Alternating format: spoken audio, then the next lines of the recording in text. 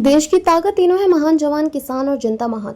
बड़ी खबर, उपेंद्र कुशवाहा की रैली से उठी नई सियासी जंग। बिहार को 20 और सीटें चाहिए, पटना बनी पाटलिपुत्र। रैली से निकले बड़े मुद्दे, परिसीमन पर गरजे कुशवाहा, बिहार से 50 साल का अन्याय। उपेंद्र कुशवाहा ने कहा कि 1976 में इमरजेंसी के दौरान कांग्रेस सरकार ने 42वें संशोधन से परिसीमन रोक दिया, जिससे बिहार और यूपी जैसे राज्यों का प्रतिनिधित्व घटा दिया गया। अगर रोक न लगती तो आज बिहार के पास 20 से ज्यादा सांसद होते। एक वोट एक मूल्य सिद्धांत टूटा, बिहार के साथ भेदभाव। दक्षिण भारत एक सांसद 21 लाख जनता, बिहार एक सांसद 31 लाख जनता। कुशवाहा ने कहा यह असमानता अस्वीकार्य है। कुशवाहा ने कहा यह असमानता अस्वीकार्य है। हमारे सांसद को 10 लाख से ज्यादा जनता की जिम्मेदारी उठानी पड़ती है। महिलाओं, SC/ST का प्रतिनिधित्व भी खतरे में। उन्होंने चेतावनी दी कि यदि जनसंख्या आधारित परिसीमन नहीं हुआ तो आने वाले समय में 33% आरक्षण का असर भी घट जाएगा और हाशिए के वर्गों की आवाज दब जाएगी। दक्षिण बनाम उत्तर की सियासत तेज। कुशवाहा ने कहा दक्षिणी राज्य मिलकर इस प्रक्रिया का विरोध कर रहे हैं, लेकिन बिहार अब चुप नहीं बैठेगा।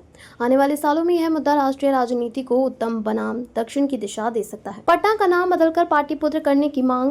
कुशवाहा ने सम्राट अशोक की विरासत का हवाला देते हुए कहा कि यह हमारी सभ्यता और गौरव का सम्मान है।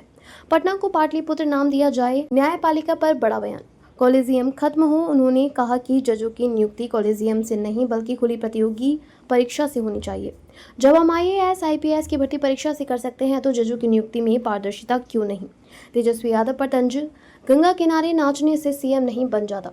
कुशवाहा ने विपक्षी नेता तेजस्वी यादव को घेरते हुए कहा अगर नाचने से मुख्यमंत्री बनता होता तो देश का सबसे बड़ा नाचने वाला प्रधानमंत्री होता। राजनीतिक पृष्ठभूमि, 1971 तक हर जनगणना के बाद परिसीमन हुआ, लेकिन 1976 में रोक लग गई। 2001 में इसे 2026 तक के लिए टाल दिया गया। 2026 के बाद नई जनगणना और परिसीमन तय है। अनुमान है कि इससे बिहार की लोकसभा सीटें 40 से बढ़कर करीब 60 हो सकती हैं। निष्कर्ष, उपेंद्र कुशवाहा की यह रैली सिर्फ पटना की राजनीति नहीं बल्कि आने वाले समय में देश की सत्ता समीकरण बदलने वाले सवाल खड़े कर रही है। क्या बिहार को उसका हक मिलेगा?